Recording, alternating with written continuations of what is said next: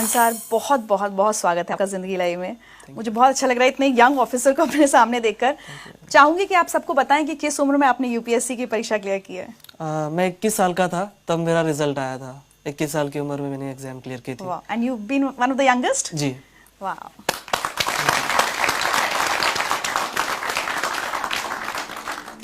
बहुत गरीबी के दिन देखे हैं बचपन में? जी हाँ, बिल्कुल, क्योंकि मेरे पिताजी जैसा एक ऑटो रिक्शा ड्राइवर थे और जो बीपीएल फैमिलीज होती है, बिलो पॉवर्टी लाइन, जो घर आपने देखा अभी, वो घर भी हमें उसी के तहत मिला था। तो एक बिलो पॉवर्टी लाइन की फैमिली में मैं पैदा हुआ था। अच्छा, ये क्या हालात बन गए थे कि आपके फादर को स्कूल जाकर ये कहना पड़ा कि मैं इसको नहीं पढ़ा पाऊंगा? मेरे पिताजी को किसी ने बताया कि इसको पढ़ा के कौन सी नौकरी लगनी है, सरकारी नौकरियां नहीं है और हमारी कम्युनिटी के लोगों को नौकरियां नहीं मिलती, कोई नौकरी नहीं देता, उससे इसको पढ़ा के कोई मतलब नहीं है, आप इसी किसी काम को लगा दीजिए, घर में 2 पैसे आ जाएंगे। एक मैसेज सुनवाते हैं आपको। जब उसके पिताजी स्कूल में आए तो वो बोले उसका नाम निकालने का है, अब उसको स्कूल में नहीं रखने का। फिर मैंने बोला क्या करेंगे फिर उसका, वो क्या करेगा? तो उसको कुछ तो भी काम धंधा दे के काम करेगा। तो मैंने बोला ये अच्छा नहीं, और वो जहाँ तक पढ़ना चाहे उसको पढ़ने। इन्हीं की वजह से एक्चुअली मैं आज यहाँ तक पहुँचा हूँ। अगर ये मेरे पिताजी को नहीं बताते तो शायद मैं कहीं रिक्शा चला रहा होता। आपकी अम्मी भी खेत में मजदूरी करती थी घर का खर्च चलाने के लिए? जी हाँ, बिल्कुल। घर का खर्च, और मैं जब पूना में पढ़ाई कर रहा था तो मेरा भाई भी मुझे पैसे भेज दिया करता था, लेकिन पैसे कभी कभी कम पड़ जाते थे। तो मेरी अम्मी खेत में काम करती थी, लैंड लेबर, तो वो भी उसकी जो कुछ सेविंग होती थी वो मुझे भेज देती थी। चलिए आपके लिए एक और मैसेज है। पर आंसर ने पहले पास से रात का भी चिड़चिड़ा लगा के पढ़ाई करता गया। सो जा बोले होंगे तो नहीं तुम सो जाओ, दिन कभी कभी दिन निकल जाना उसको। जो पहले पास से पहली से एक नंबर 1 आते गया तो आखिर तक नंबर 1 ही आया उसका। उसकी पढ़ाई को हमने कोई कमी नहीं आने दी, घर का परस्ती बताई नहीं हमने उसको कभी।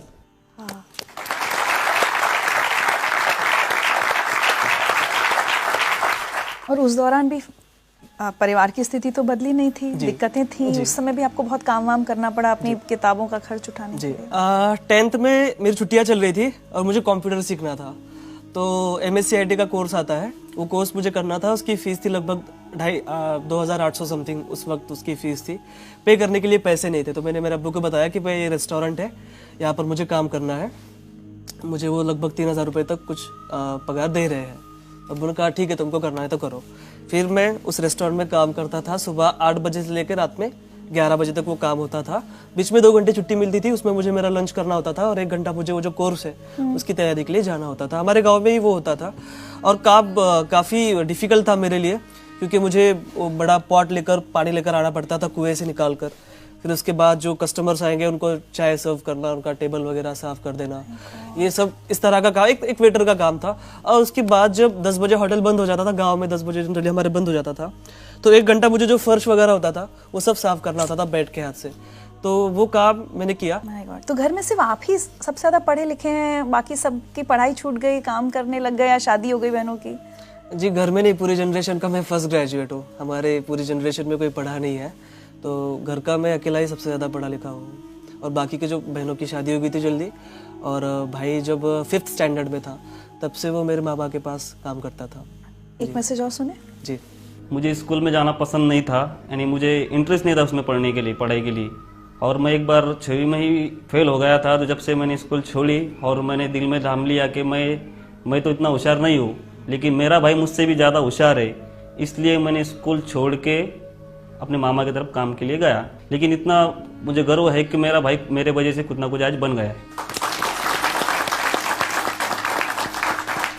मेरे सक्सेस का बहुत बड़ा क्रेडिट जो है मेरे माता पिता के बाद मेरे भाई को जाता है। क्योंकि देखिए, अक्सर ये होता है कि बड़ा भाई छोटे भाई की पढ़ाई के लिए पैसे खर्च करता है, लेकिन यहाँ उल्टा था। छोटा भाई रात दिन मेहनत करके बड़े भाई को पैसे दे रहा था। ये आपसे छोटे हैं? जी।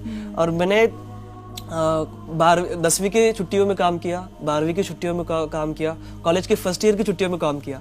लेकिन लास्ट के 2 साल जो बहुत अहम थे मेरे प्रिपरेशन के, उस वक्त मैंने कहीं कोई जॉब नहीं की। मुझे जो सारे पैसे थे मेरा भाई पूरी डेट के ऊपर मुझे ट्रांसफर कर देता था बैंक में। तो बहुत बड़ी बात थी मेरे लिए। अच्छा, एक बात बताइए, कभी आपने अपने अब्बू से शिकायत की कि अब्बू अगर 4th में तब वो नहीं आप मेरे टीचर की बात मानते, अगर मेरी पढ़ाई छूट जाती तो आज मैं IAS ऑफिसर नहीं होता? मैंने कभी मेरे अब्बू से कोई शिकायत नहीं की है। कोई गरीब नहीं चाहता कि उसका बेटा कभी ना पढ़े, कहीं मोल मजदूरी करे चाइल्ड लेबर के तौर पर, कोई बाप नहीं चाहता, लेकिन वो मजबूरियाँ थी उनकी। सो मैं बहुत रिस्पेक्ट करता हूँ मेरे पेरेंट्स की। आज तो वो बहुत फख्र महसूस करते होंगे जी आपके ऊपर। जी जी जी। एक मैसेज और आया आपके लिए। 12वीं में उसको 100 पाव के 100 मार्क मिले, आर्ट्स में वो भी, तो मास्टर लोग मुझे वहाँ बुलाए, बाहर वाले कॉलेज में मेरा सत्कार रखे, मेरा स्वागत करे, मेरे को बुलाए। फिर मेरे और छाती ऐसी धड़कने को लगी कि मैंने बोला आप कुछ तो भी मेरा बच्चा बनने के काम का हो गया, कुछ तो भी है मेरे में ताकत। वो हिसाब से फिर मैं करते गया। फिर बाद में बोला अपने को जो घर भी बेचना पड़ा और दुकान भी बेचना पड़ी और गाड़ी भी बेचना पड़ी तो भी बेच डालेंगे, अपन अपने बच्चों को पढ़ाएंगे। उन्होंने मुझे पूछे कि आपका बच्चा क्या बना, तो मैं बोला सर मुझे वो भी नहीं मालूम, मेरे को इतना मालूम है कि मेरा बच्चा कोई ऑफिसर बनने वाला है। ये बताइए, अब ये सब हालात हो गए, उसके बाद ग्रेजुएशन, और दिमाग में ये कब आया कि मुझे UPSC, मतलब गांव में जैसे आप पले बढ़े, आपको पता भी नहीं होगा कि UPSC की परीक्षा भी कुछ होती है, तो ये सफर तक कैसे पहुंचे? हमको एक घरकुल योजना मिली थी BPL फैमिली के तहत। तो मेरे पिताजी तहसील ऑफिस में उसका चेक लाने के लिए गए थे। वहाँ के ऑफिसर ने कहा कि देखो अगर आप मुझे 10% देते हो, 30,000 हमको तब मिल रहे थे, 10% अगर आप देते हो इसका 3,000 रुपये, तो मैं आपको अभी चेक आपका सैंक्शन करा दूंगा फास्ट इमीडिएटली। ऐसे हालात में 3,000 रुपये की रिश्वत उन्होंने उस ऑफिसर को दे दी। तब उस वक्त मुझे रियलाइज़ हुआ कि करप्शन के सबसे बड़े शिकार हम जैसे गरीब लोग होते हैं। फिर 10th की छुट्टियों में हमारे एक क्लास टीचर थे मापारी सर, वो ब्लॉक एजुकेशन ऑफिसर बने, महाराष्ट्र पब्लिक सर्विस कमीशन के MPSC के जो स्टेट का एग्जाम होता है वो क्लियर करके ऑफिसर बन गए। उनका मैंने पेपर में नाम पढ़ा, फिर उनको मैं जाकर मिला, मैंने कहा सर आप ऑफिसर बन गए और मुझे भी ऑफिसर बनना है, कैसे बनते मुझे प्लीज़ बताइए। फिर उन्होंने मुझे MPSC के बारे में बताया। फिर मैं जब कॉलेज में गया 10वीं पास करके, वहाँ पर हमारे एक टीचर थे जो वो भी तैयारी कर रहे थे UPSC की। उन्होंने उनसे MPSC के बारे में पूछा और फ्लो में उन्होंने मुझे UPSC के बारे में बता दिया कि ये भी बड़ा, उससे बड़ा एग्जाम होता है, इसमें से IAS बन सकते हो, कलेक्टर बन सकते हो। सपने देखने के लिए कौन से पैसे देने, और मेरे पास हारने के लिए कुछ था ही नहीं, तो मैंने कहा चलो बड़ा गैम्बल खेलते हैं, मैं अब UPSC की तैयारी करूंगा। अंसर, कभी जब तैयारी कर रहे थे UPSC की, उस दौरान भी तो ये फेज आया होगा कभी कि ये प्रेशर बने कि अब छोड़ो, इसमें तो पता नहीं होगा या नहीं होगा, कोई छोटी मोटी नौकरी कर लेते हैं, कम से कम अब्बू अम्मी का हाथ बटाएं, ये प्रेशर था आपके ऊपर? जी बिल्कुल था। बहुत बार ऐसा लगता था कि कंपटीशन देखिए 5-5.5 लाख बच्चे एग्जाम देते हैं, तैयारी करने वाले तो उससे भी ज़्यादा है। लेकिन बाद में खुद से मैं पूछता था कि ठीक है मैं ये नहीं करूँगा तो क्या करूँगा, छोटी मोटी कहीं नौकरी कर लूँगा, उसमें मैं सेटिस्फाइड नहीं रह पाऊँगा, मुझे बड़ा करना है कुछ तो। और मैं पढ़ाई भी नहीं छोड़ सकता था क्योंकि देखिए मेरे सामने 2 ही ऑप्शन थे, डू और डाई, इसमें मुझे करना ही था। और वही रीज़न है कि मैं इतनी फर्स्ट अटेम्प्ट में 21वीं साल की उम्र में ये क्लियर किया हूँ, क्योंकि मेरे पास दूसरा कोई ऑप्शन नहीं था। एक मैसेज और है आपके लिए। जब UPSC मेंस का रिजल्ट लगा उस दिन मैंने तुझे कॉल किया था और मैंने तुझे सबसे पहले बताया कि तू पास हो गया है। उस शाम हम मिले भी थे, तू बहुत खुश और इमोशनल था, मैं भी वो खुशी जाहिर कर रहा था। पर उस इतने बड़े दिन भी तेरे पास खाने के लिए पैसे नहीं थे। हम दोनों ने हमारे घर पे ही खाना खाया था। मेरे लिए ये बहुत बड़ी बात नहीं है कि मैंने तुझे खाना खिलाया, पर मेरे लिए ये अवसर था कि मैंने इतने कम उम्र वाले एक IAS ऑफिसर के साथ खाना खाया।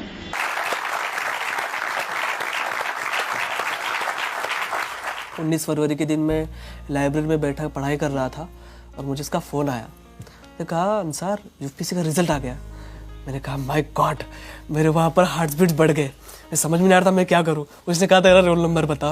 मैंने कहा ले लो भाई। मैंने उसको मेरा रोल नंबर भेजा और उसने मुझे कॉल करके बताया कि कॉन्ग्रेचुलेशंस तुम पास हो गए हो। मैं आपको बता नहीं सकता कि वो खुशी क्या थी। मुझे ऐसा लग रहा था कि मैं 7वें आसमान पर हूँ, मेरे पैर ज़मीन पर ही थे, लेकिन मैं बहुत ज़्यादा खुश था। उस दिन शिव जयंती थी, पूना में नगाड़े बज रहे थे और मुझे ऐसा लग रहा था कि मेरे जीत के लिए बज रहे हैं। शिव जयंती के दिन मुझे ऐसा लग रहा था कि मुझे गिफ्ट मिल गया हो कोई। मैं बहुत खुश था। मैं मेरे दोस्तों के पास गया, हमने सेलिब्रेट किया। अब डिसाइड किया कि चलो बाहर खाने के लिए चलते हैं। अब जनरली देखिए एक रूल तो ये है कि जो कुछ जीतता है उसको ही खिलाना पड़ता है, उसको ही बिल पे करना पड़ता है। लेकिन मेरे फ्रेंड्स को पता था कि बंदे के पास पैसे नहीं है, तो उन्होंने कहा कि यार छोड़ो यार, बाहर क्यों जाना, रूम पर ही खा लेते। तो हमने उसके रूम पर ही खाना खाया था।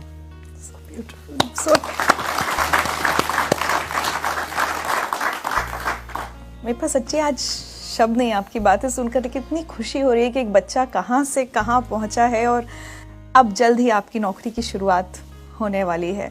आपको लगता है अंसार, आप जहाँ से आए हैं, आपका जो बैकग्राउंड है, क्या वो आपको एक अलग ऑफिसर बनाएंगी?